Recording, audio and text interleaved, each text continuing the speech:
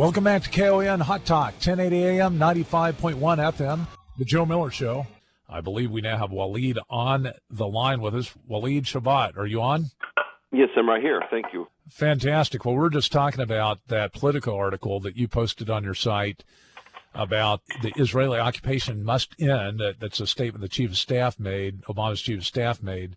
Just by way of introduction, in case our listeners don't know about you or your background, you grew up in the Middle East. You grew up Muslim. You're now Christian, living in the United States. You're an outspoken advocate for the United States interests in the Middle East, supporter of Israel, and perceive the Obama administration as it is, I'm sure, anti-Israel. Is that your assessment? Absolutely. If he calls, President Obama called Benjamin Netanyahu to fire his ambassador, and that's obvious from Obama's own statements all the time about Netanyahu, and it looks like the relationship has fallen apart.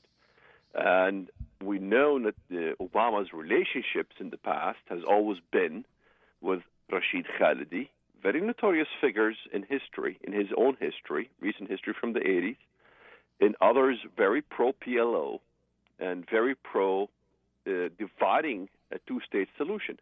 And every time some president wants to create a legacy for himself, he always comes up with the issue of Israel. Clinton tried it before, and now you have, Obama tries it during the election time when Netanyahu stated that there are Arab bus loads going to elect the other side, and of course you have Obama's, own administration influencing a group that is attending to go to the other side during the elections. But thank God, the Israeli people, lifted up their sleeves and began knocking door to door, and thank God Netanyahu won. And so this whole animosity between Obama and Netanyahu, because Netanyahu wants to stop the Iranian attempt to build nuclear. Iran is right now trying to advance into Yemen.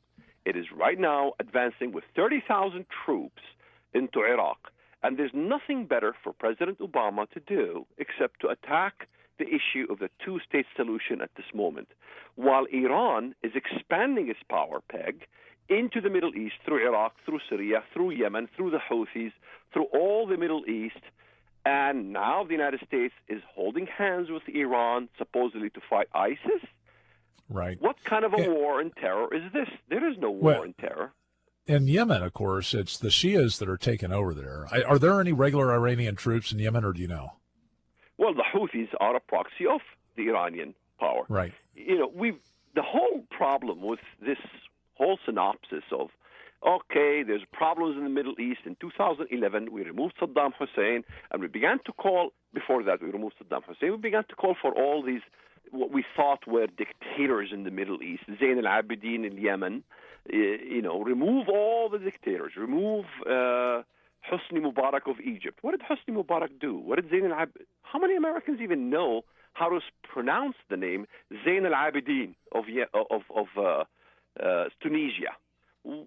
So we removed all these so-called dictators, and now we have a mess. Obama pulls our troops out of Iraq, and now Iran is going in for the kill.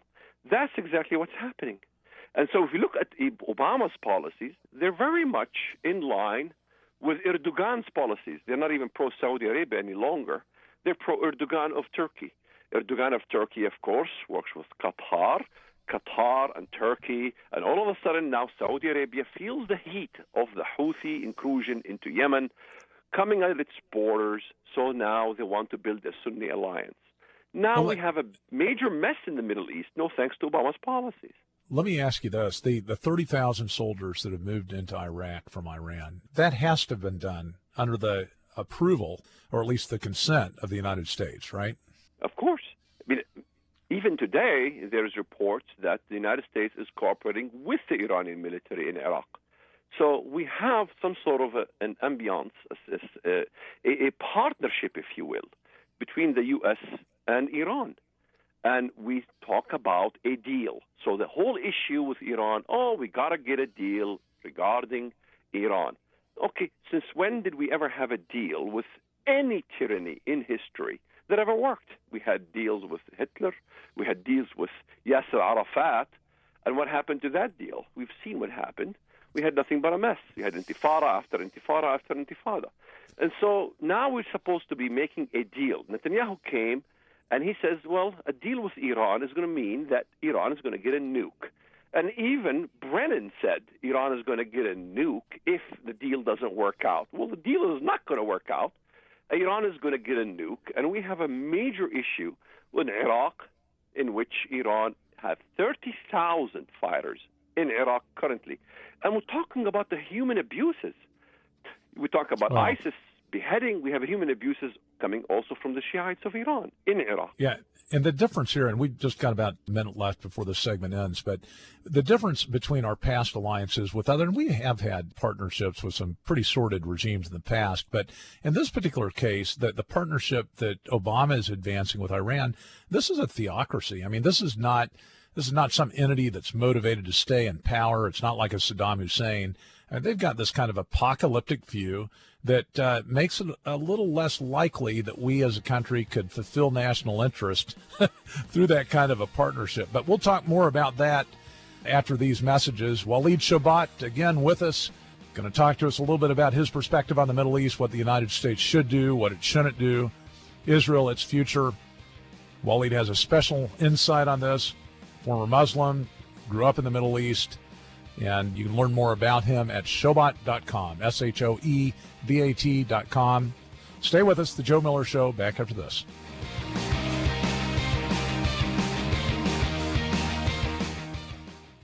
Welcome back to The Joe Miller Show, 1080 AM, 95.1 FM, KOAN Hot Talk. We have with us Walid Shoebat. He used to be a radicalized Muslim, willing to die for the cause of jihad, converted to Christianity in 94. He was a member of the PLO, involved in terror activity, imprisoned in Jerusalem for several weeks, had a conversion experience, now out there talking about the threats in the Middle East, outspoken Christian, not running scared, but certainly a target of jihadists because he outs what they're doing. Very frequently you'll find the first news on radical Islam at Shoebat.com, SHOEBAT.com. Walid, thank you for staying with us, being on our show. You bet. Thank you for having me. So one of the things that we were talking about a little bit during the break, and you mentioned it last segment, is Turkey. Turkey apparently announcing its efforts to create some ballistic missiles, space program. And this is not some second-rate country. It appears that what they have in view for its future is something fairly significant. China involved with it too. Can you explain? Absolutely. Ahmed Davutoglu announced even today that they will have a ballistic missile and space program as well that supersedes the U.S. So now you have Iran, no thanks to pulling out of Iraq. President Obama pulled out of Iraq. And now you have Saudi Arabia being a threat with the Houthis coming towards Yemen, getting closer to Mecca, the holiest place in Islam. Of course, you have the Gulf states very concerned. You have Saudi Arabia very concerned. They make deals with Turkey. In other words, they want to build what is called a Sunni alliance in order to thwart the Iranian threat.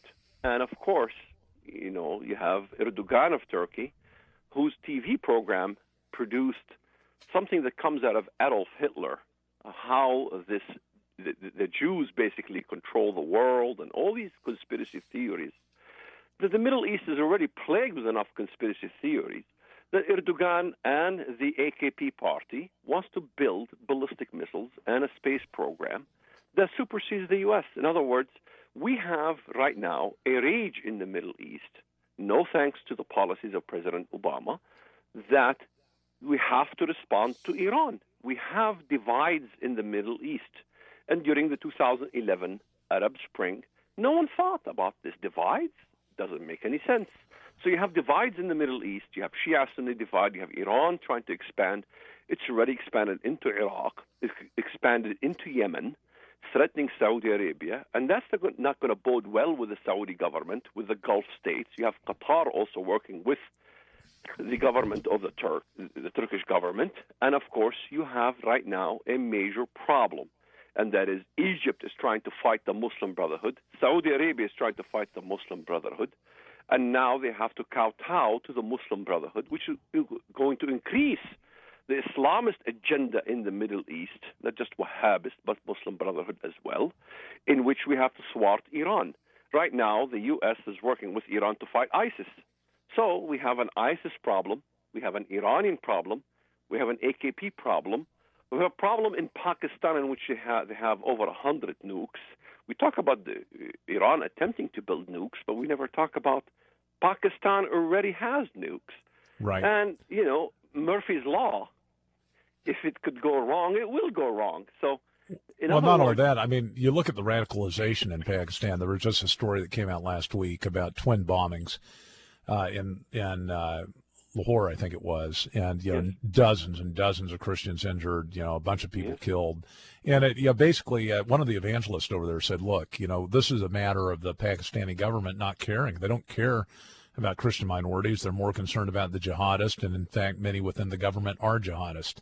And that, of course, poses much more of a concern in the immediate future even than to Iran. I mean, if you had Pakistan slip over into the jihadist realm, 100 nuclear weapons or more, I mean, some estimates as high as 200, I mean, could you imagine? They've already demonstrated with their nuclear scientist, Khan, their willingness to spread this junk all throughout the world. It's a pretty scary scenario. So what do you think, with respect to Turkey, of course, Turkey in part responding to Iran with its space program, now I guess partnering with China. When you see this, the Middle East in disarray as it is, with all these threats that are out there, I mean, you just mentioned, 8 or 9 of them. The United States, what's its role? Let's say tomorrow let's just fast forward to 2016. Ted Cruz is president. What does he need to do to restore balance and stability to the Middle East? Well, that's a difficult question to answer at this point. And the reason is because you have major issues. You have Iran expanding into Iraq. You have Turkey. Now, right now, what's going to unite Sunni and Shia? The question becomes, is how do we consider to have stability in the region? And in order to have stability in the region, you have to have Turkey, which is NATO member, second largest army in NATO after the U.S., to make stability in the Middle East. In order to make stability in the Middle East, they have to have troops on the ground. And in order to have troops on the ground, they have to occupy these regions. And so you got a major problem now. So what will unite Sunni and Shia is not the issue of ISIS, it's the issue of Jerusalem. So the Israeli, in other words, what the U.S. is doing, what a new president has to do is reverse Obama's policies with Israel. He needs to unite with Israel as the only superpower in the region that carries out U.S. policies. So, but what will happen is that Turkey could easily say the issue is the issue of Jerusalem. Now, Obama is carrying out that very policy. He calls Netanyahu. He bothers Netanyahu. He says we have to have a two-state solution. And this has been the legacy of every U.S. president from Clinton to Obama. And that has to end. If that doesn't end, that means we will kowtow to the will of 1.2 billion Muslims, in which Turkey will take this stand and say the issue is the issue of Jerusalem, which will unite both Shia Iran with the Sufist, Turkey. So basically, I mean, this is fascinating. So basically what you're saying is the Obama administration and the administrations before have actually acted to unite Sunnis and Shias to create a common cause. I mean, the more pressure we put on Israel regarding the two-state solution, as it's put, or dividing Jerusalem, or however you want to describe it, the more likely it is we are creating unification, because it will create conflict with Israel. It will give the other Middle Eastern countries that see Jerusalem as a rallying cry. Very counterproductive, isn't it, to stability in the Middle East? Correct. Did Israel create the Iranian Revolution? The Iranian Revolution was created during Carter's days. Carter looked the other way when Shah Pahlavi of Iran wanted help from the U.S., but we threw him under the bus. We did the same thing in 2011, where we threw, Hosni Mubarak under the bus, all the leaders in the Middle East under the bus. In other words, the key to winning this battle is to look at secularist Arab states. Nationalist Arabs are okay to deal with. Islamists are not. Anytime you deal with Islamists, like Obama did when he went to visit Egypt, you're going to have a counterproductive system in which it will elevate the Islamists over the nationalists. We have a war right now with Syria. What for? What is Bashar al-Assad has done to the U.S. lately. Bashar al-Assad is someone to work with to fight ISIS. But we alienated Egypt and Syria, the two very nations that are fighting the Islamist agenda. Instead, we united with Iran and Turkey. Now, is it productive to fight against states like Syria and Egypt who are trying to stop being consumed versus working with Turkey and Iran, whose business is only the consumption of other nations? That's the key. The key is to work with the many states that are fighting Islamic fundamentalism and not working with the states that are trying to advance either a Shia program from Iran or a Sunni alliance from Turkey. Those are the two keys. And the problem now is that since we've now created these power vacuums by largely American action in all these different countries, I mean, Libya, Iraq, not so much Egypt. Egypt was able to gain control back. But what do you do to recreate that kind of leadership? I mean, it's not there. I don't know of any organic nationalistic movement in any of these countries right now, at least that I've read about. Maybe they're there. Is there any effort, or are there any folk that are natural leaders in either Libya or Iraq or some of these other countries that could actually establish more of a nationalistic type of leadership that would restore in Libya order? You do. In Libya, you do. You have Haftar in Libya, who's nationalistic. You have Sisi in Egypt, who's nationalistic. Of course, al-Maliki in Iraq can be contained, as we contained Muammar al-Qaddafi in the past, in which he is having no other choice. You know, Right. with Maliki in Iraq, he has no choice. He's got to go to Iran because the country is being consumed by ISIS. He's got no other choice when the American administration pulls out its troops. Saudi Arabia has no choice when the American administration pulls out its troops from the region. And seeing the threat coming from Iraq and from Yemen, the problem was the pullout. It was too premature. The Obama administration didn't basically solve the issue of Mosul, the issue of the Kurds, the issue of Iran encroachment into Iraq. Everybody in the world knew, even a street vendor would know. The moment you pull U.S. troops out of Iraq, Iran is going to move in for the kill. And now we have 30,000 soldiers, havoc being wreaked in Iraq, in which innocent people are being killed now by Iran. But of course, we don't recognize the murderous parts of the Iranian revolution in Iraq itself because we only think ISIS. The problem with the United States is it thinks very micro level, in which it thinks ISIS is the problem. Well, Iran is a problem. Iran is a major problem in the region. It's trying to build nukes. So the idea is always to fight against the Islamists and not the nationalists. In 2011, we fought against nationalists. That's a major problem. That's reversing Sykes-Picot. If you ask an ISIS member today, what do you want? He will tell you, I want the reversal of Sykes-Picot. If you ask Erdogan, who's an Islamist, what do you want? I want the reversal of Sykes-Picot. If you ask a Muslim Brotherhood, what do you want? I want the reversal of Sykes-Picot. Sykes-Picot was administered by the West, by France, by Russia, by the UK, in order to keep the Ottoman Empire at bay. Now we have neo-Ottomanism. Now we have Iranian Revolution. Now we have ISIS. No thanks to an administration which thinks that we want to spread democracy in the Middle East. It doesn't work. Democracy is not something that is fit for entities that don't appreciate democracy. Democracy is something akin to the West, not to the Middle East. And that's been the major problem in the thinking process from the beginning. Walid Shoebat talking to us about the Middle East, the issues that America faces, its national interest there, as well as the destabilization of the region by forces like Iran. Next segment, we'll just have a few minutes left, Walid. I'd like to talk a little bit about this article that you put out about the conflict between Hamas and Israel. Hamas saying that Israel is unleashing spying locusts to spy on terrorists in Gaza. And you actually referred to the Book of Joel in the Bible. And speaking of crawling locusts, we'll talk more about that after these messages. Stay with us, The Joe Miller Show.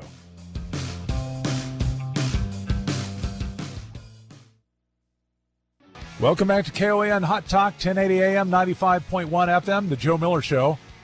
We have on the air with us Walid Shoebat, formerly a radicalized Muslim willing to die for the cause of jihad, converted to Christianity in 94, former member of the PLO, involved in terror activity, seen the light, though now active and involved in educating people in the West about what's going on in the Middle East, the true nature of Islam, the threat of radicalism, and how it can impact the United States and its interest. Walid Shoebat has a website, shoebat.com.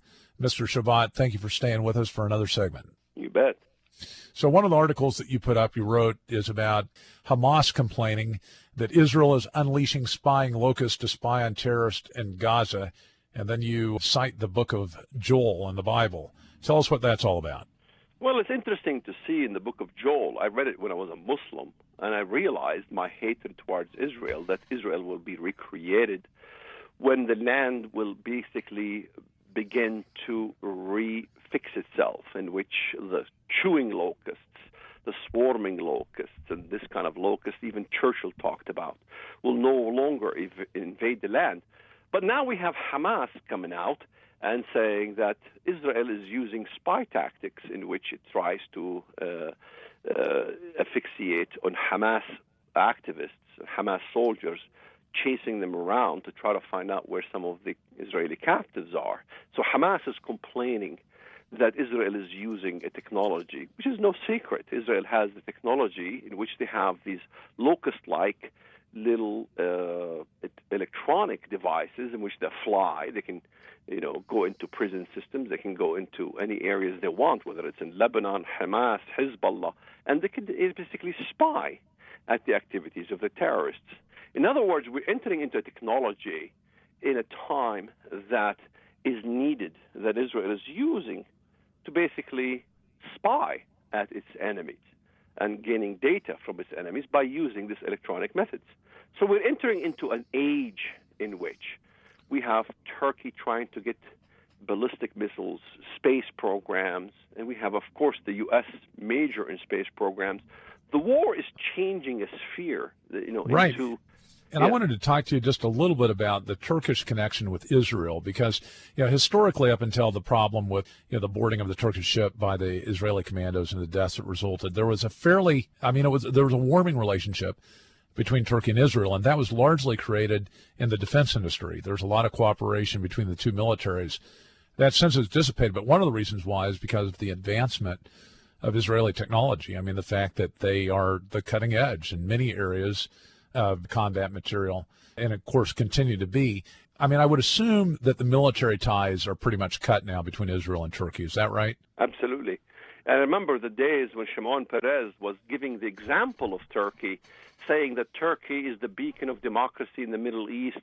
Everybody should follow the Turkish model of democracy. And I was laughing. I realized that Turkey was entering into its new Ottoman stage. In other words, the reversal of Sykes-Picot and the establishment of a Turkish hegemony in the region, in which, of course, the U.S. right now is supporting the Turkish model. In other words, we are fighting against the Wahhabists and against the ISIS mentality of the Islamic world. However, Turkey is presenting a model of Islam that is a Sufi Islam that is very palatable to the CIA, very palatable to the administration, in which they believe it's a peaceful sort of Islam. But it's not, historically speaking. Turkey is going back to its normal way, and it was under pre-Kemalist, which is Neo-Ottomanism, in which it supports the Muslim Brotherhood, which it sent flotillas against Israel in Gaza. So, you have Erdogan walking in the Davos debate with Shimon Peres, walking out on Israel. And so we see that the relationship between Turkey and Israel is pretty much finished. In other words, we see right now the second largest army in NATO under Erdogan signing up to the Islamist view, and very, very deceptive view, that is, which is the Turkish model. And so this is the deception of the time right now. In other words, let's fight ISIS. We need Turkey. Well, Turkey isn't doing much about ISIS. Turkey is... And then, in addition to that, we see the United States, which historically has been Israel's partner in the Middle East, move into a position of almost animosity with Israel in some areas. I mean, this administration, I think, is best characterized as being one that's downright hostile toward the national interest of Israel. I mean, certainly this treaty that's being negotiated right now, or I should say agreement, because Obama's not submitting it to the Senate for ratification. The agreement is certainly outside of the interest of Israel. Netanyahu says it's an existential threat to Israel if it goes forward and nuclear weapons are allowed for Iran. It's a realignment that is having ramifications far outside of the Middle East. Even you had mentioned on your website the 100 soldiers that were publicized by the ISIS group. And one of the soldiers said, hey, you know, this is a different atmosphere, different environment, different kind of warfare now. This is a different enemy. These are different times, but in many respects, it's based upon centuries, if not millennia, of hostility. Walid, I really appreciate you being on the show. We're at the top of the hour again. Love to have you back from time to time. Your insights are especially important given the fact that you came out of the Middle East, radical Muslim yourself at one point in time, actually worked with the PLO. Appreciate you taking the time for the Joe Miller Show. You bet. Thank you. Thank you. It's Shoebat.com if you want to know more about Walid, SHOEBAT.com. This show is made possible by the McPherson Group Tax Defense Attorneys, BeatIRS.com, BEAT, IRS.com, rescuing Americans from IRS tyranny. More great guests coming up this next show tomorrow, 2 to 4 p.m. Stay with us.